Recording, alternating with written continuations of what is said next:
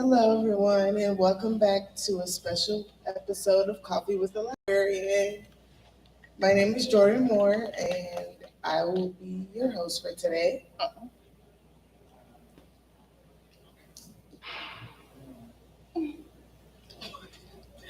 Okay, so for announcements, today is National Community Service Day, so make sure we are giving back to our community.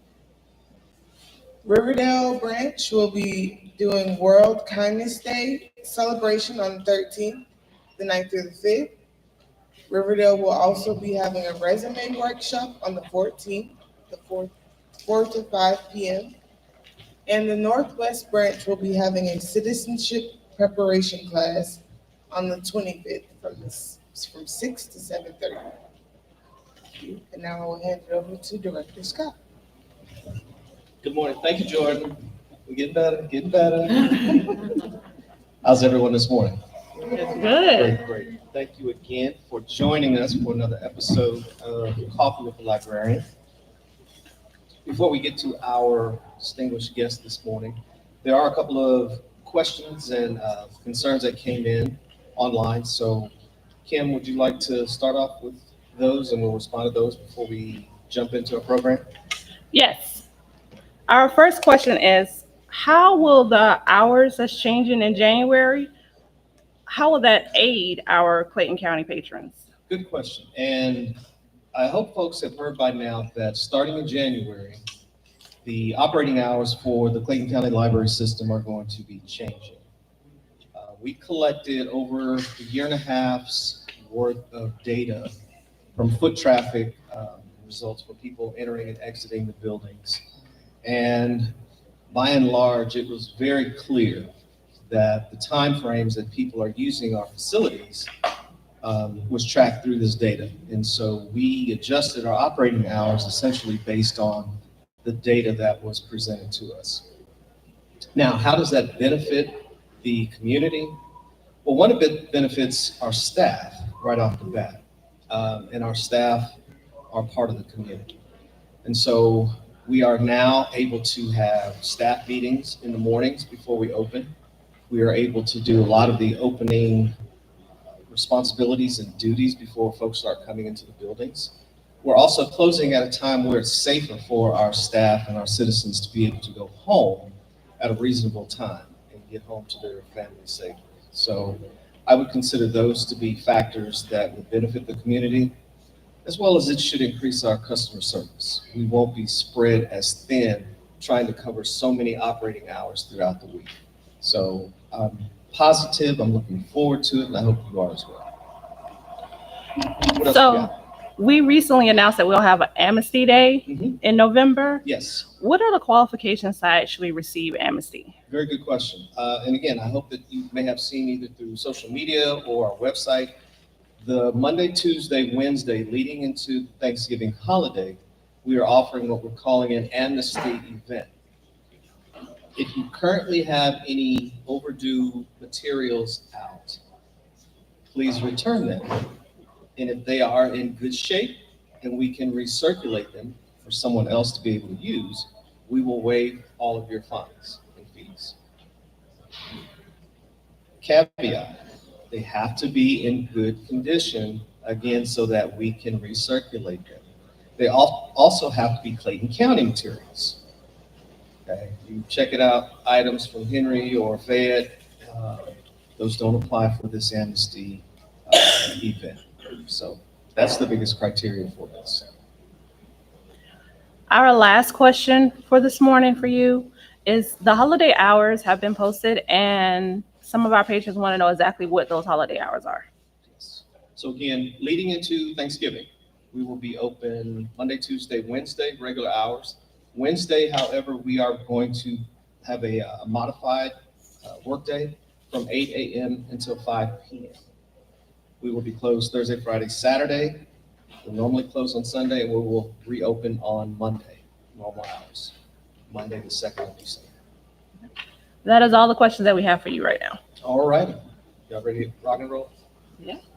We are very excited this morning. We have a member of our community, a member of the Clayton County family, and I think it is so appropriately timed that we have her on today with the election coming up tomorrow. So please join me in a warm round of applause for Shauna Dozier, our Director for our County Board of Elections. How are we doing this morning? Doing good. Ready to get started for tomorrow. Ready, rock and roll? Ready. All right. So tell the county or those that are watching a little bit about you and what it is that you exactly do. I am the elections director for Clayton County Board of Registration and Elections. A little bit about me. I've been working in elections for about 20 years. I actually started out as a poll worker. Okay. Yeah, okay. so I started out serving the community, and it basically just got into my blood, and I've been working in it ever since. Very nice. Very nice. Where do people go to see their election day polling place? If they don't know where they're supposed to vote, how can they find out where to go? Well, the easiest way is to go on our website at claytonelections.com. And we have a link on our website that takes us to the Georgia My Voter page. And so either you could do the My Voter page on the Secretary of State's website or claytonelections.com, and you can just follow the link from there. And once you go on that link, you can put your first initial, last name, date of birth, and Clayton County as registered, and it'll pull up your polling place information. Very nice. Very quick and easy. And you can go to the library to do that, just as a side note. Other than voting for the presidential election, what else will voters see on the ballot this year? Wow. So other than the presidential election, there are so many other races that are happening on the ballot. You have the House of Representatives, you have local races, you have questions that are on the ballot. There's so many more different things. You have federal, state, and local races. So make sure, one of the things we always like to say, make sure you vote the entire ballot. There are constitutional amendments that are on the ballot as well. So there's so many more things other than the presidential election on there. I'm glad you mentioned that. Most folks thinking that it's just the presidential candidates that we're voting on, but I think the entire House of Representatives, some Senate seats are up for election as well. Like you said, there are other measures on the ballot. Yes. Please pay special attention to those as well. So what are some new procedures or training that your staff has been through since the previous presidential election? Well, one of our primary focuses, in addition to the election work, is security. And so we've been undergoing a lot of different security measures. As a matter of fact, today we're doing some training on de-escalation and active shooter, just to have our managers aware of how to be able to handle different scenarios associated with any type of civil unrest. Okay. And as folks are going to the polls, what should they be aware of? I've seen recent IG memes and whatnot where folks are wearing either hats or shirts or something that has their political candidate on it, and they've been turned away. So is that something that folks need to be aware of before they go vote? Absolutely. So within 150 feet, that will be considered campaigning. And you can't do any campaigning within 150 feet of one of the polling locations. And so our poll workers have been trained that if they see a voter coming in with paraphernalia, they either have to go to the restroom or go back to their car and turn it inside out, put on a jacket or cover it up, or remove those items. Okay, very nice. So tomorrow, well, we'll be late tomorrow. How are the votes actually counted? And approximately how long will it take before the results are made available? And I know that's kind of a loaded question, kind of a tricky one, but your best guesstimation for us, if you can. Well, the best guesstimation is really to be determined. Okay. But we will start, I can tell you when we'll start counting. So we start counting the ballots at 7 p.m. That's after the polls close. And what I mean by counting, tabulation, actually producing election results after 7 p.m. So we anticipate being able to start uploading election results probably about 7:30 on election night. Okay. That's the goal. Got it.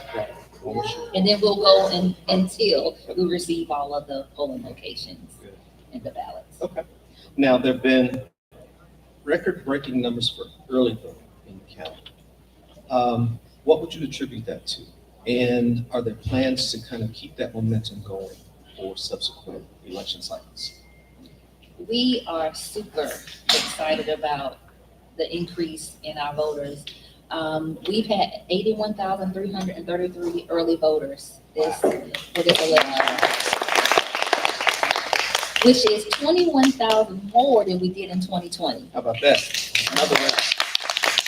Very nice, very nice. Also, so roughly we've had 46% voter participation so far, and so we are super, super excited about it. Voter participation is really driven by the voters.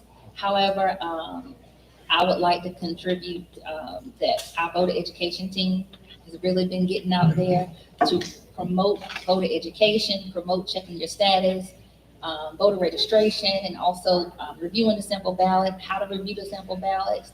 And so we would like to say that getting out there in the community, and anytime we can get out into the community, we're happy to do so because we enjoy providing nonpartisan voter education to our voters. Very nice, very nice. Glad you mentioned that.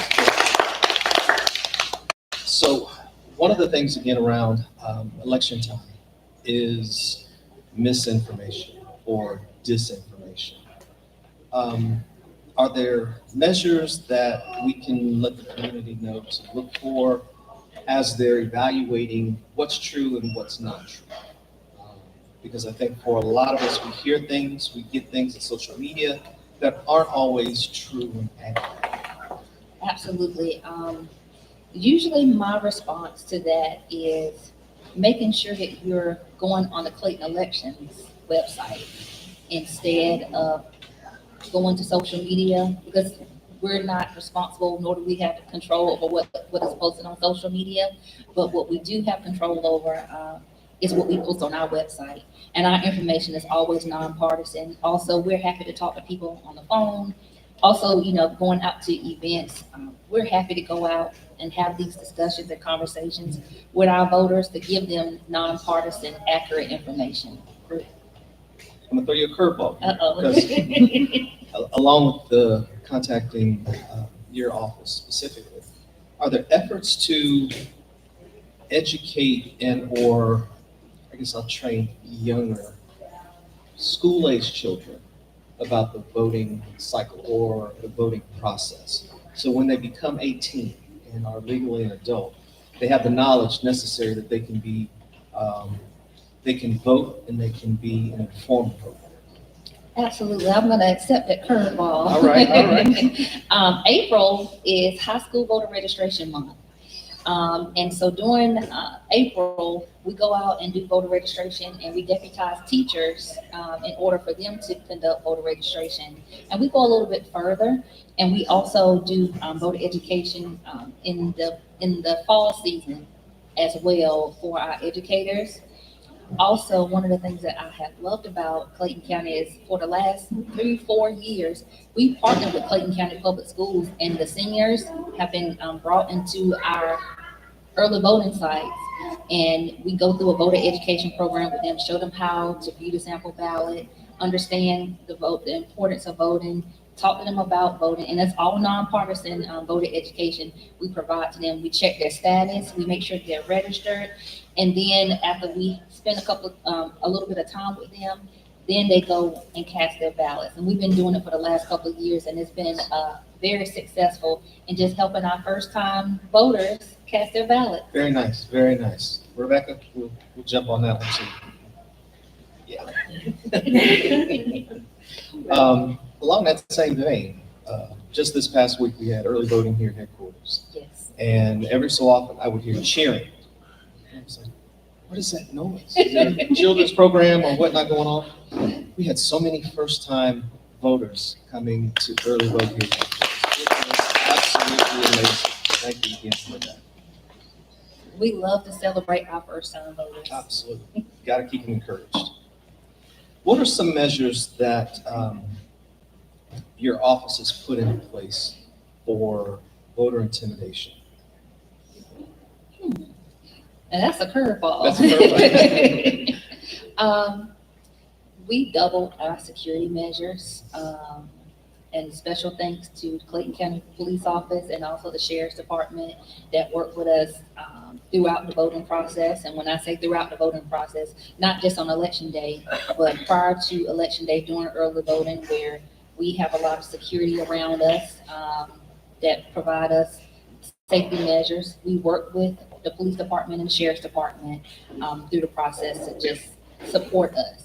And so I would say that's one of our biggest measures and our greatest changes in when we've increased. Because prior to, we only really use them just on election day, but with the changes from 2020, Yeah. we've increased our security measures to be a little bit more supportive of the early voting process, absentee by mail, and election day, and post-election day as well.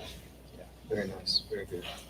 Now, I know we can't talk about it in specifics, but again, heard recently that there are some challenges for folks who want to hand deliver their absentee ballot. And I heard on the news that there were several counties in the metro area where there's litigation currently underway, which addresses, again, folks hand delivering as opposed to mailing in their absentee ballot. And so I guess we'll stay tuned to the results of that after the Yes. election or. And voters have until 7 p.m. on election day to drop off their ballots to our office. Okay. 7 p.m. You hear that, everybody? 7 o'clock. Just to close the polls. Let's close the polls. If you haven't already early voted, tomorrow is the day. 7 p.m. Yes.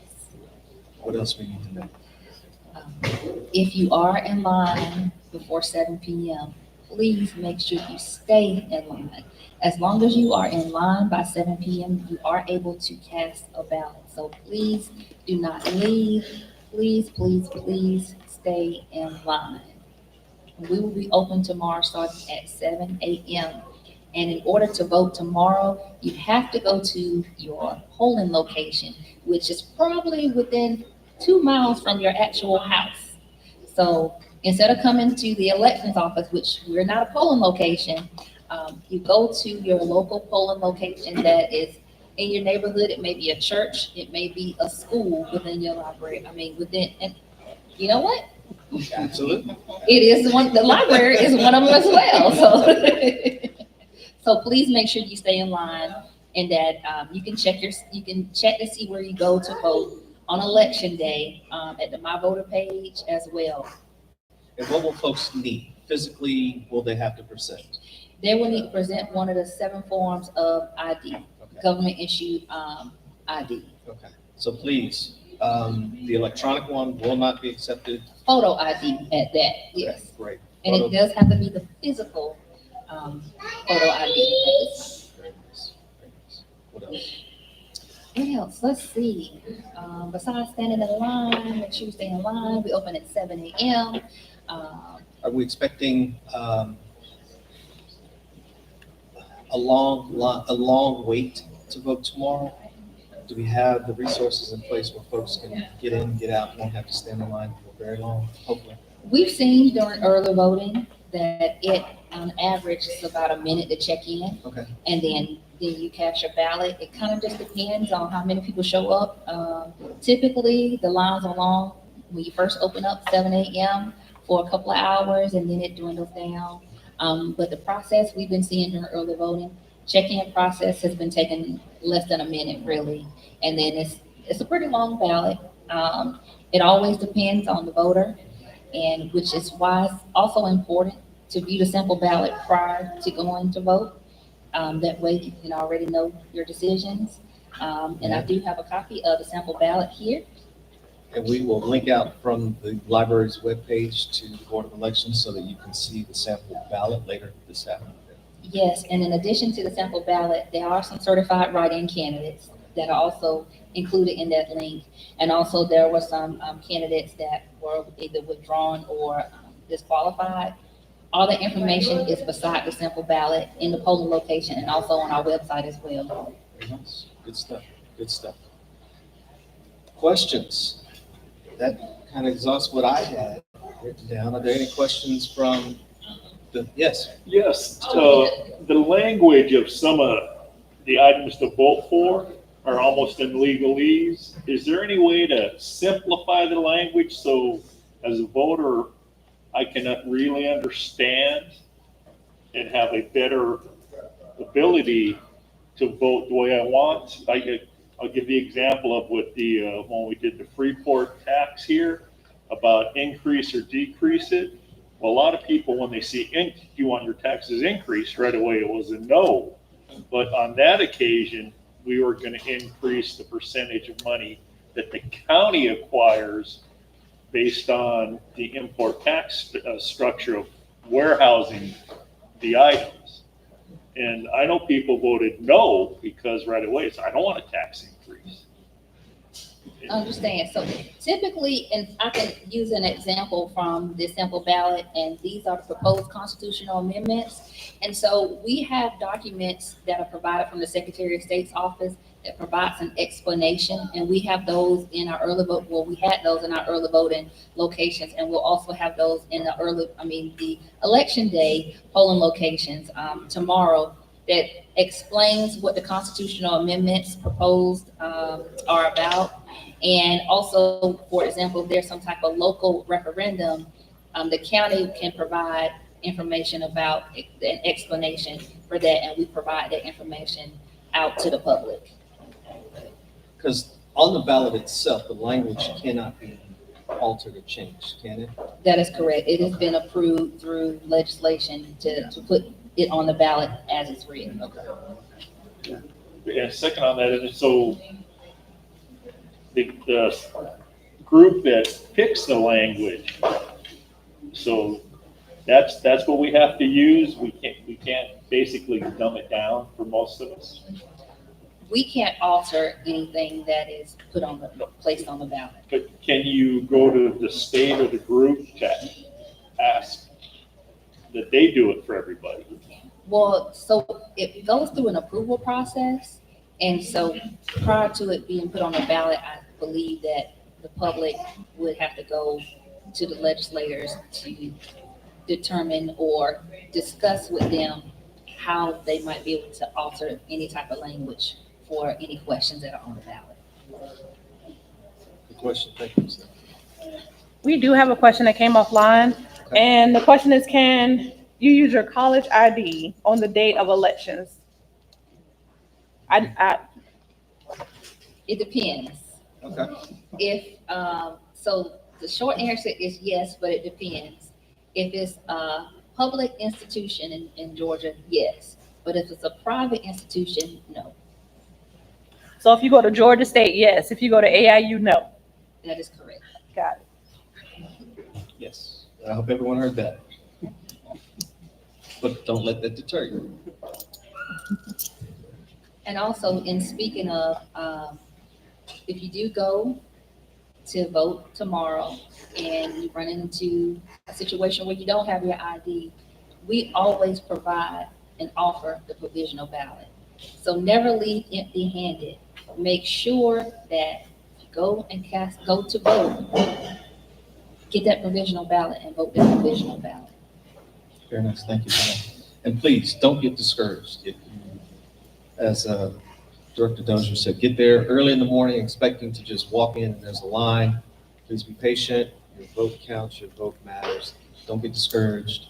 And 7 p.m. is cutoff time 7 for the p.m. polls. So, Yes. yes, Commissioner, good morning. I want to, yes, ma'am. Hi, good morning, everyone. Alina Reeves, Commissioner for District 3. Where am I? Okay. What did I say? 3? Oh, okay. District 1. Probably because y'all just grabbed me and put me. I want to thank Director Scott for continuing to host these coffees with the librarians. This has been like very educational. I know I see members of the library board here, so I always enjoy coming by to hear these conversations. Director Dozier, I just want to commend you on the incredible turnout and the voter education that your team has been doing. And I wanted to talk about the Secretary of State has this election data hub where you can see it in like real time, the election information. Yes. And I wanted to confirm what I was seeing. about the young people in Clayton County that are coming out to vote. Because if I'm reading this correctly, it's saying that voters between 18 and 24 came out at like 26,000. Voters 25 to 29 came out at almost 20,000, 30 to 34, almost 20,000. So I just want to make sure I'm reading that correctly. Are the young voters under 40 in Clayton County, are we leading the voter turnout in Clayton County? We've been seeing a trend that our first-time voters are really coming out. And speaking of the election hub, right now Clayton County is ranked 9 out of 159 counties with voter participation.